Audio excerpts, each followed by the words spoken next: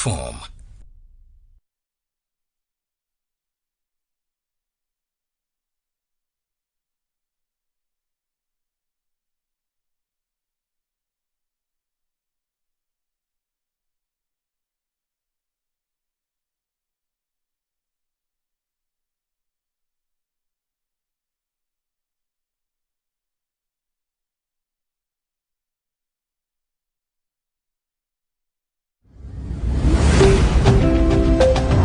This is BTM. We transform.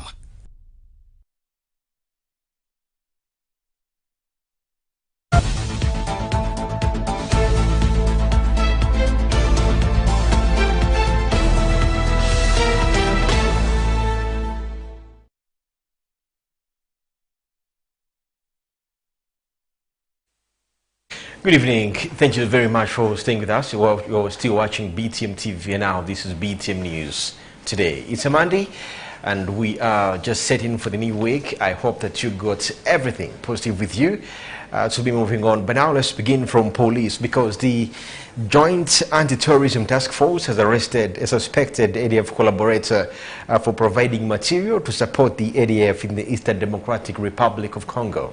Now, Peter Kugizibwe was arrested at the Hima Division, where he was working as a subcontractor of True North Company Limited. According to Fred Nanga, the police spokesperson, the suspect was under investigation and monitored by the task force. Let's begin with this big story first.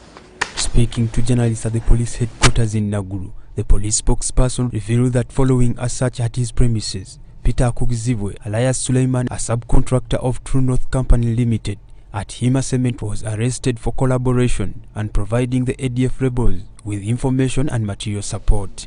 Peter Kugizibwe, alias Suleiman, a suspected ADF collaborator, for providing material support to the ADF in the Eastern DRC.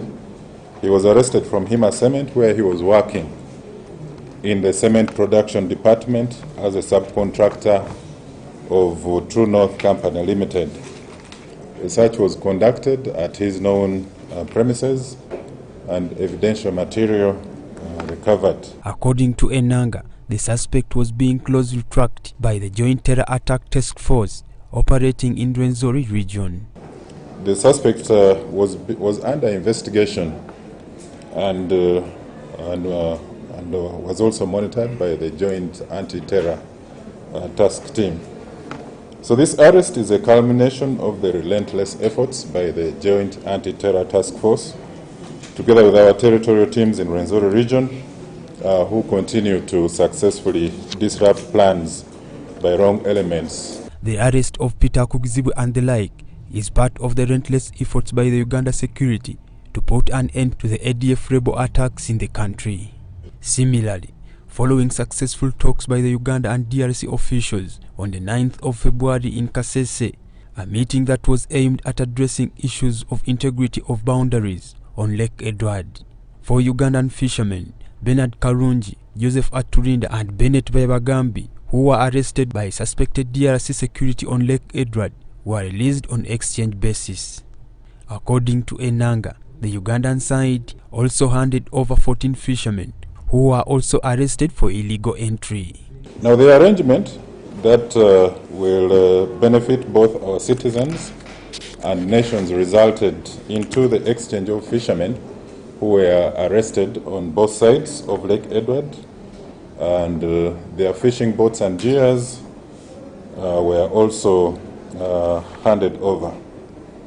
On the Ugandan side, we handed over a total of 14 Congolese fishermen who were arrested for illegal entry on the Ugandan side of Lake Edward. They were released with 67 boat engines and fuel tanks, which were handed over to the Congolese authorities. It should be noted that many nationals from the East African community countries have often called for free movement within the East African community. John William Ogenda, Freddie Christy Sawo for BTM News Today. Let's get into the NIRA. The National Identification and Registration Authority has announced its upcoming renewal of national identification cards. However, the authority has cautioned the public to remain vigilant against fraudulent activities during this period of time. The NIRA emphasizes the importance of safeguarding personal information and also urges individuals to exercise caution when providing sensitive data during the renewal process. We do have more about this. Section 69 of the Registration of Persons Act 2015 provides that a person's national identity card shall be valid as per the minister prescribed regulations. Under Regulation 19 of the Registration of Persons Regulations 2015, a person's national ID shall be valid for 10 years from the date of issue. Osborne Mushabe says it is on this basis that the renewal exercise will be carried out depending on one's year of issuance. So we need to be cognizant of the fact that we have very many Ugandans who registered for national IDs in 2014 and 2015, and we are almost getting to the 10 years since these Ugandans registered, and we are about to start the mass renewal exercise. So we would thus call upon all Ugandans to be ready for the exercise. Section 56 also empowers the line minister to give guidelines on the date and period of renewal and registration. Renewal presents an opportunity for us to update your details in the system, and we need to add that we shall also add an iris and other biometric features to the new ID card, and all these other features will be extensively discussed when the minister has told you about the registration period. Like I've already noted, like I told you about the section 56 of the Registration of Persons Act, which gives him the mandate to do so. Mushabe says such renewals present an opportunity to update one's details as per the international identity-based practices. And the International Civil Aviation Organization standards require that the latest facial image of the holder of the document is captured. So all these are some of the reasons why we are going to carry out the mass renewal exercise. And we need to note that we shall be carrying out this exercise from your parishes, from your wards, from your sub-counties. So we intend to reach out to all Ugandans from wherever you will be. Acknowledging the International Civil Aviation Organization standards requirement, he says these exercises shall be carried out from the parishes, wards and sub-counties for convenience purposes. According to NIRA, the new national ID will contain several features including facial recognition, technology and other biometric features. The report was compiled by John William Ogenda and Fred Chris Kisahu for BTM News Today. Well, now at least 309 foreign nationals were deported from the country by the Ministry of Internal Affairs Directorate of Citizenship and Migration Control from July to December 2023. Now, they say the deportations culminated from over 1,655 investigations carried out by police and the immigration officers across the country. We have more. Making the revelation to the other police headquarters in Nakuru, Simon Peter Mundei revealed that 80 of the deported were from appeal cases, 62 regularized their stay, and 23 were asylum seekers who were handed to the office of the Prime Minister. So 23 of those we investigated and found that actually those people were refugees. Some of them had applied to get papers, others had just arrived, and as by law established, we are not allowed to send refugees or people who are seeking for refugee status back to where they came from. We are not allowed. And Mundei also says 853 foreign nationals were found with valid facilities. However, these did not have identification documents on them. Remember, if you're a foreigner, you are supposed to carry your identification documents whenever you move out of your place of residence. So the moment we get you out there without any document, we are mandated by law to arrest you. So these people were arrested, but later on proved that they're actually living here legally. So they availed the facilities.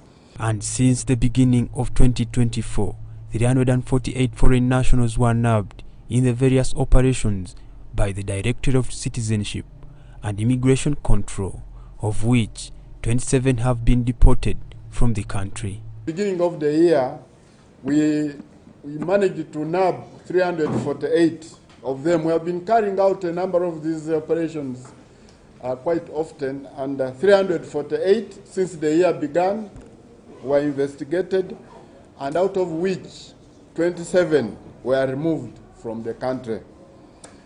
Mundei has also urged the public to play a whistleblower role as the country heightens its efforts to fight illegal immigration. If you do not play your role as a whistleblower, some of these people, we may not be able to apprehend them. And some of them, remember, come here looking for simple jobs which can actually be done by our own citizens of Uganda. So we call upon Ugandan citizens who are duty-bound to report these people wherever you find them, to do so as to alert us and be able to apprehend them. It is worth noting that each day a foreigner who illegally lives in the country incurs a fine of $20 US, and those who have since been deported were fined up to 90 days of illegal living in Uganda. John William Ogenda, Freddie Chris Chisawo for BTM News Today. The High Court in Kampala has set February 21st, 2024 as the due date for the bail application for sisters Martha Nkwanzi and Patricia Kakwanza. Now, they are charged with destroying evidence related to the murder of their father, Henry Katanga. A reporter was at the High Court earlier on today, and he reports right now. Fact of murder on a charge sheet with a count of murder was incorrect, illegal, improper, and irregular. True that the Land Chief Magistrate had no jurisdiction to take a plea. The High Court in Kampala has set February 21st, 2024 as the date for rule on the bail application for sisters Martha Nkwanzi and Patricia Kakwanza. They are charged with destroying evidence related to the murder of their father, Henry Katanga. Chief State Attorney Jonathan Muwaganya of the Directorate of Public Prosecutions urged Justice Isaac Muwata to deny bail and schedule the trial immediately, stating the state is ready with witnesses. Muwaganya further requested that if the judge considers bail, he should set strict conditions, land titles and passports deposited with the court, weekly reporting to the registrar, and sureties bonded for not less than 100 million shillings each. Nkwanzi and Kakwanza were arrested with their mother, Molly Katanga, after the murder of their father, a city businessman, at their home on November 2nd, 2023. The trio is currently held on remand at Luzira Prison alongside a Shamba boy, George Amanyire, and a medical practitioner, Charles Otai. Unlike the mother who faces murder charges, the sisters applied for bail presenting their husbands and in-laws as sureties. The state did not object to these sureties. In their application, Nkwanzi and Kakwanza argue their constitutional right to bail, claiming they are innocent and eager to prove it. Nkwanzi specifically mentions being a new mother with a breastfeeding baby who needs her care. Amanyire and Otai also requested bail, citing their roles as sole breadwinners for their families.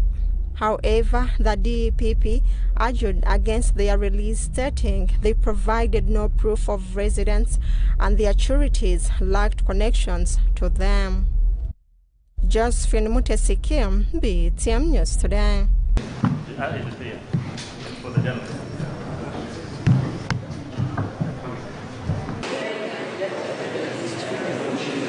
We're discussing with our clients.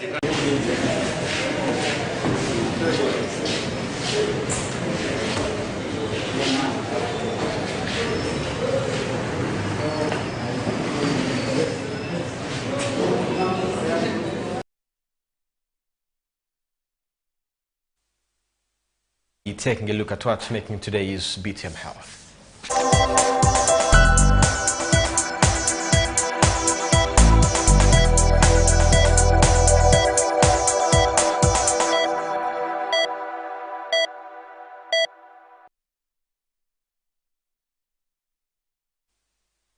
Well, now today's BTM Health is just going to be taking a look at some of the ways how to reduce sugars in your body. We all know that we do have a lot of sugar intake sometimes, or even by the things that we drink or consume. So today's BTM Health gives us an insight into that.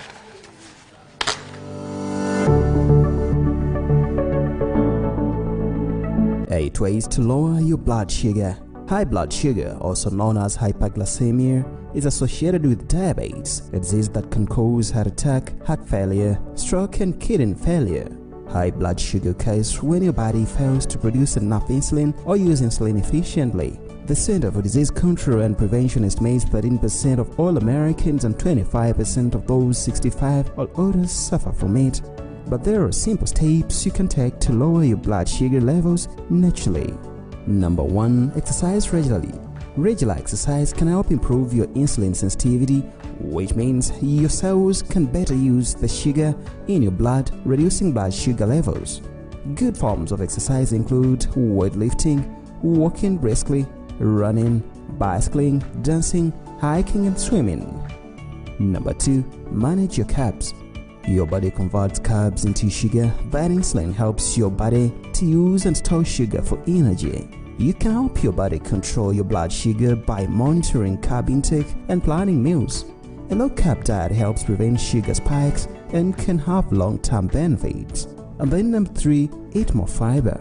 Fiber slows your body's digestion of carbohydrates and sugar absorption. That means it promotes more gradual increases in blood sugar levels. All kinds of fiber are good for the body, but soluble fiber is best for improving blood sugar control. Now, fiber diets also help manage type 1 diabetes by helping the body regulate blood sugar.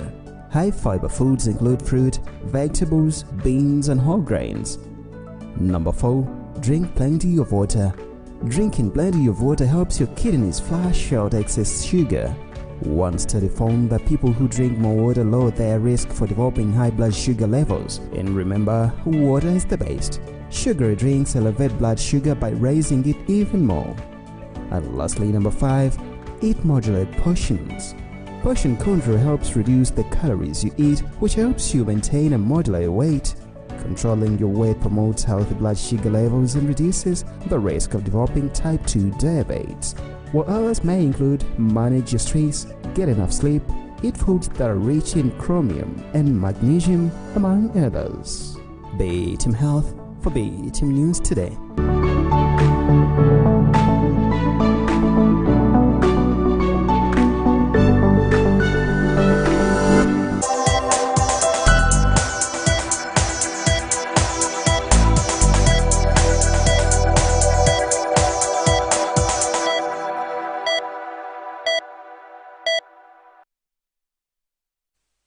Some other big story of the day. In 2017, the U.S. imposed harsh sanctions on Venezuela to punish Maduro's government following his 2018 re-election, which the U.S. and other Western governments rejected and called it a sham election. Now, since 2019, U.S. sanctions have banned the state-run oil company, PDVSA, from exporting it to other markets of the world. As one of the measures to ease the restrictions, the ambassador of the Republic of Venezuela, Fatima Fernandez, has urged President Museveni to use his position as the chairperson of the Non-Aligned Movement, commonly known as NAM, to help resolve the crisis in Venezuela. Now, Fatima was meeting with the NRM Secretary General, Richard Tuodong, at the NRM offices earlier on right here in Kampala. And our reporter was right there. Let's have a look at this.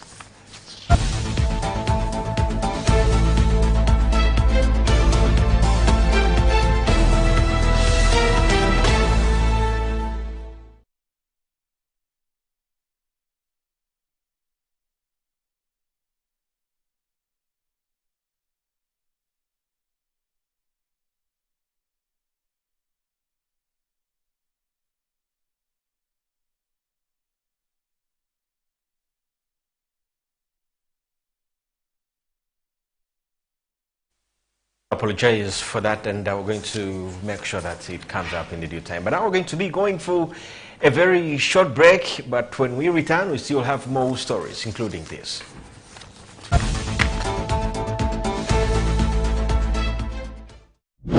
Still to come, Uganda is set to host the 11th Africa Society for Blood Transfusion Congress from March 4th to 7th. So we are going to look at how can we improve services in Africa. How can we make blood services more accessible to healthcare facilities that need blood? And we are going to look at what are the new innovations. And Hungary's president resigns over child sexual abuse pardon. When we come back, this and more.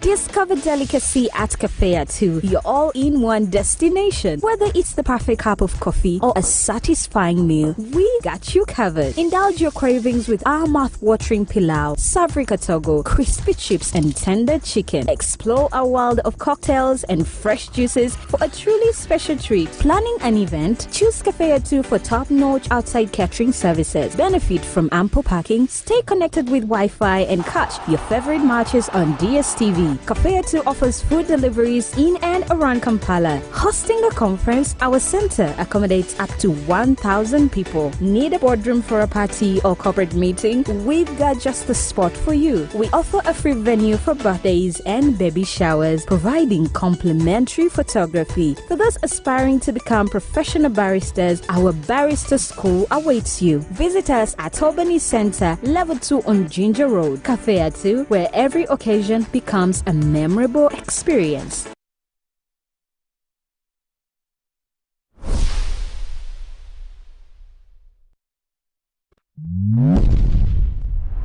Balamusizza abanyabo ne basebu amannya agange yenze Sulaina Nakachwa nkola ne BF Suma company nga tulina product ennungi tulina product eno bagiyita Feminage product eno nnungi eyambako abakyala obutakaddiwa anti-aging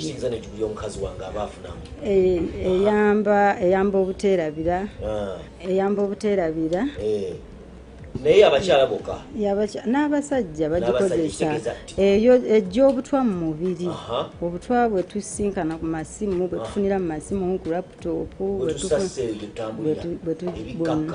byonna ebyozaamu mu mubiri kati abasajja amasimu bagateeka mu mpale bateeka amasimu kitegeeza bafuna amasannyalaze mangi eno pure and broken immune booster eyamba ku kibumba bw'obadde olina eddagala ly'obadde okozesa lyonna eyoza ekibumba eyoza amawugwe ekwoza munda abakyala kubeera nti olabika bulungi oli ne bw'aba akozesa eddagala lingi oba ali ku ndiri asobola okubeera nti emwozaamu ekibumba nekiddamu obulamu n'asigala ng'akozesa eddagala lyakozesa naye nga terimukosezza eno diolirizi yo y'amaanyi kubanga omukyala nga yagikozesezza n'omusanga simanyi nakumanya kati musawo sooka otubulire diolirizi eyo ekola ki diolirizi eno eyambako abantu abakyala bonna n'abasajja ebayamba okubeera nga takaddiwa mu myaka eyamba skini okubeera nga olabika bulungi emotoka zibeera ne speed meter abeera ne age meter walinywa era eyamba abakyala mu ndira nungi nnyo ate eno gyendaba eya black eno experman nagyesunze dde eno experman ekola ki y'abasajja naye abasajja kaneka abasajja abali ebusawo beetaaga okumanya experman eyo ekola ki eyamba ki eyambako abasajja naye yeetaaga eno bajja kuba ennamba y'essimu kubanga oginnyonnyola yeetaaga ng'olyazze ne twogera bagiyita experman aba alina okujja ne twogera kubanga nungi nnyo ku basajja abasajja abasinga amaka gaabwe gakyankalanye naye nga ebizibu byonna biva ku bintu bye tukozesa. Njagala ogambe enamba y'essimu. Enamba y'essimu eri 0758 yes kaga mwenda 29 kaga mwemu. Ate endala MTN eri 0781 kaga mwenda 29 kaga mubiri. Amannya basubire kusanga Musawaani. Sulaina Nakachwa. Musawo Sulaina Nakachwa. Musangibwa nsangibwa ku Boulevard wano. Ku Boulevard. Yes. Batuukawo babuuze Musawo. Batuukawo. Bakube ku namba y'essimu. So ky'okujja ate ng'oli ajja anoonya bunoonya sobola okuba enamba y'essimu. Bambeerawo buli lunaku. N'obanga omulagirira. Yes. Mbeerawo buli lunaku. So tukale eno togoba mukyala ntazaala weekuumire wano okawuka ku namba y'essimu eya Musawo gy'olabye ku screen eyo osobola okubeera nga weefunira ekituufu obulamu bw'obukuume nga tebulamu ddala.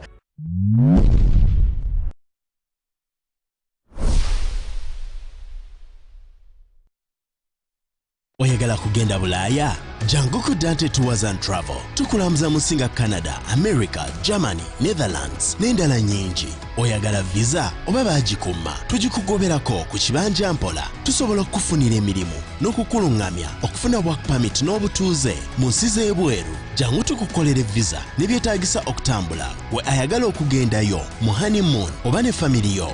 Ate anoonya emirimu mu Uganda tuweyune.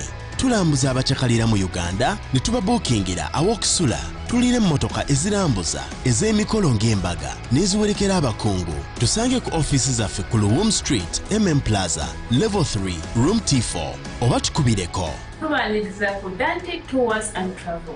Kurempeleza y'omulembe tubali ku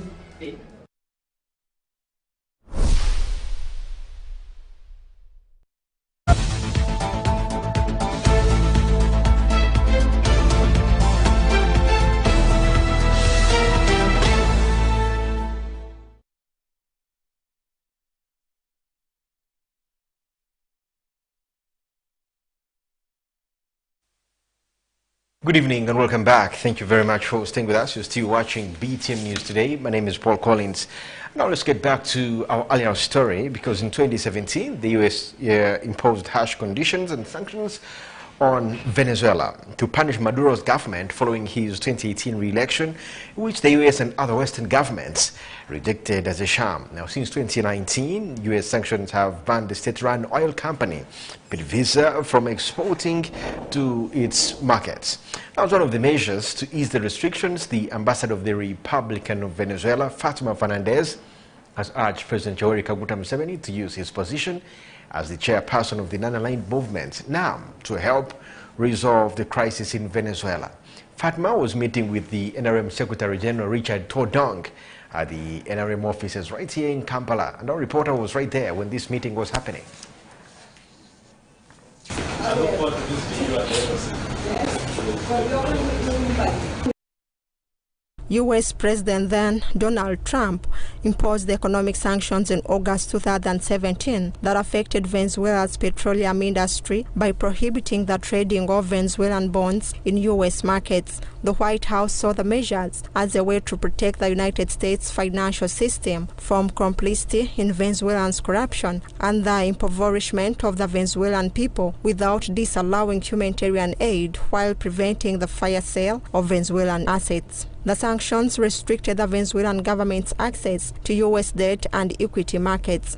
This includes the state-run oil company PDVSA, among others. However, last October, the Biden administration broadly eased sanctions on Venezuela oil sector in response to a deal between the government and opposition parties for the 2024 election, the most extensive rollback of Trump-era restrictions on Caracas. Regardless of the development, the country is still challenged, according to Fatima Fernandez, the Venezuelan ambassador. We have been aware of the solidarity of the Ugandan government in the international forum. We have faced in the last year, since 2014, the effects and imposition of illegal unilateral coercive measures, so-called sanctions. We don't like to call them sanctions because to be sanctioned means that you did something wrong. But To address the crisis, she called on the government of Uganda, especially President Museveni, who is now the chairperson of NAM, to use his powers and intervene. And unilateral action from governments that want to change the country, the regime, the government, and they even say so, that they want to impose the maximum suffering of the Venezuelan people. So we change our government. That's their motivation. So we have been receiving the solidarity of countries around the world, and the solidarity of Uganda has been one of them. This as the ambassador was meeting with the NRM Secretary General Richard Todong at the party head offices in Kampala, who pledged to work closely with Venezuela for better cooperation between the two countries. Venezuela is a country which is undergoing a lot of threats by the West and especially by the Americans. They are being sanctioned, there's a lot of blockade around them, and so they are looking for friends who can, one, help them, speak for them, understand them. And as NRM, we as you know, we are now, President Yoweri Museveni is the chairman of the Non-Alliance movement. So when people feel marginalized, they run to him as the chairman of the Non-Alliance movement for support and for solidarity. So these are just some of the beginning of what we are going to see, because the marginalized countries of the world are going to be running to Uganda for support, for assistance. And so this puts Uganda in a very unique position that we now have to help other countries to overcome the challenges they are facing. And so that is partly why the Venezuela ambassador came to the party. The other time we got the other ambassadors who came. The new general license issued by the U.S. Treasury Department last year, which is soon expiring, authorizes OPEC member Venezuela, which had been under crushing sanctions since 2019, to produce and export oil to its chosen markets for the next 6 months without limitation. Just so you know, President Museveni assumed the NAM chairmanship last month during the summit. Josephine Mutesi Kim, BTM News Today.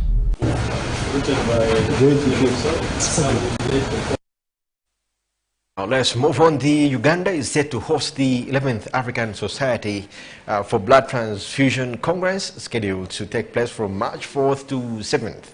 Now, the Congress aims to draw policymakers and key stakeholders in blood transfusion from across continents to advance the transfusion medicine and also science. Well, let's see more of this report.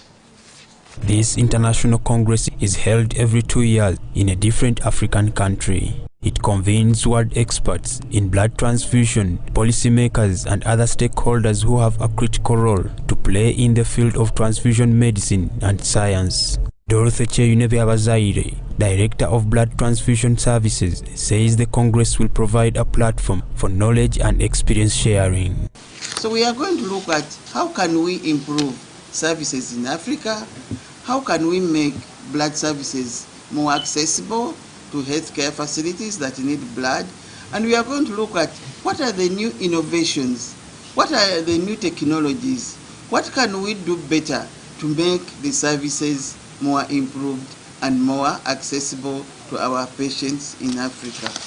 Dr. Cheyune explains the country's urgent need for blood, thus urging everyone to donate blood so that doctors can save lives. I think we have had UBTS has been carrying out supervisory roles. UBTS has been training clinicians in appropriate use of blood for those mothers with complications of pregnancy and childbirth, for those children with severe anemia due to malaria, for those accident victims, for those sickle cell patients, and even for those patients who have cancer that may need in one way or another blood or... On the other hand, Professor Isaac Kaija, a lecturer at Makerere University, encouraged the people to report those who sell blood in hospitals. All patients in all disciplines require a blood transfusion, and many of you or all of you have at least had a situation, whether yourself or whether your relative requiring a unit of blood, but that unit of blood came from another person. It was not manufactured anywhere. It was got and donated for free. He revealed that a bill to regulate the use and collection of blood is set to be presented before Parliament. Makers, come to this meeting. You are going to learn a lot. Issues that will lead you to make appropriate policies for the country and for our region, but also for our continent, on accessibility, safety, and improved use of blood. That package. The Congress will be held under the theme Safe and Sustainable Blood Services in Africa, New Clinical Advances, ICT Innovations, and Technologies in Transfusion. John William Ogenda, Freddie Chris Chisawo for BTM News. To be taking a look, very quick one, at today's fact file. And in today's fact file, let's take a look at Abraham Lincoln. Let's have a look.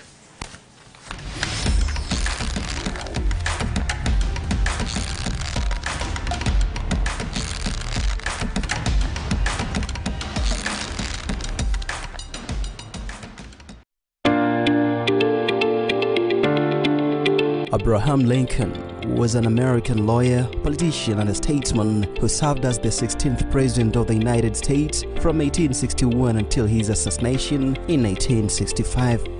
Lincoln led the United States through the American Civil War, defending the nation as a constitutional union, defeating the insurgent Confederacy, abolishing slavery, expanding the power of the federal government, and modernizing the U.S. economy. Lincoln was born into poverty in a log cabin in Kentucky and was raised on the frontier, primarily in Indiana. He was self-educated and became a lawyer, Whig Party leader, Illinois state legislator, and U.S. congressman from Illinois.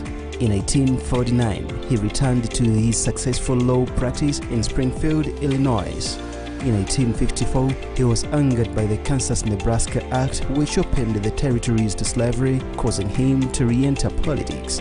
He soon became a leader of the new Republican Party.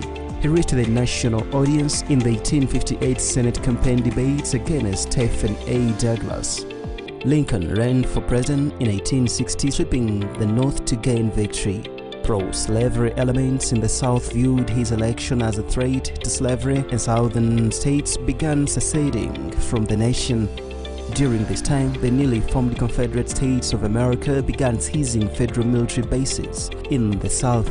A little over 1 month after Lincoln assumed the presidency, Confederate forces attacked Fort Sumter, a U.S. fort in South Carolina.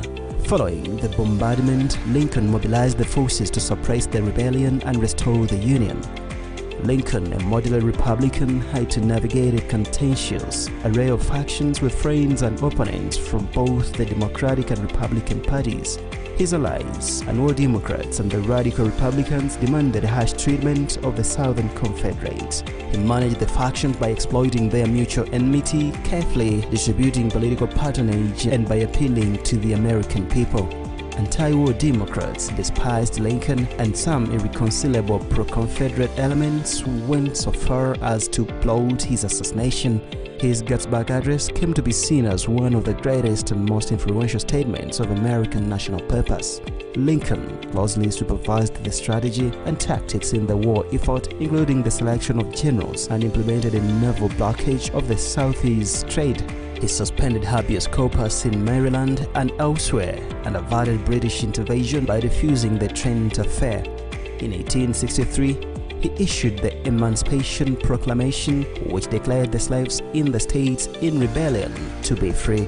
It also directed the Army and Navy to recognize and maintain the freedom of such persons and to receive them into the armed service of the United States. On April 14, 1865, just 5 days after the Confederate surrender at Appomattox, he was attending a play at Ford Theater in Washington, D.C. with his wife Mary when he was fatally shot by Confederate sympathizer John Wilkes Booth. Lincoln is remembered as a martyr and a national hero for his wartime leadership and for his efforts to preserve the Union and abolish slavery. Lincoln is often ranked in both popular and scholarly polls as the greatest president in American history. Fact File for BTM News Today.